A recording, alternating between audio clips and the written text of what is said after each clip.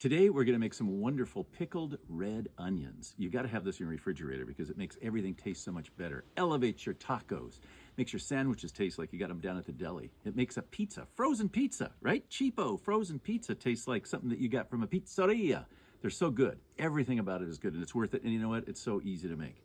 And today we're gonna make it using a Cuisinart mandolin and a Chefin citrus juicer.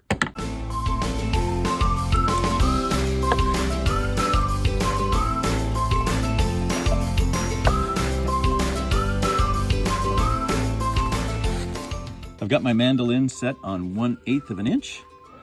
Now, I am wearing these gloves, and I would recommend you get these gloves anytime you use a mandolin, because you will cut yourself, I guarantee. It's not if, it's when.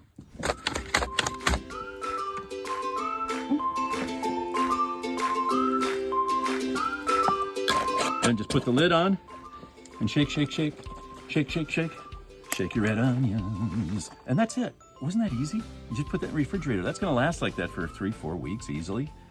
And then just pull it out whenever you wanna make something taste that much better.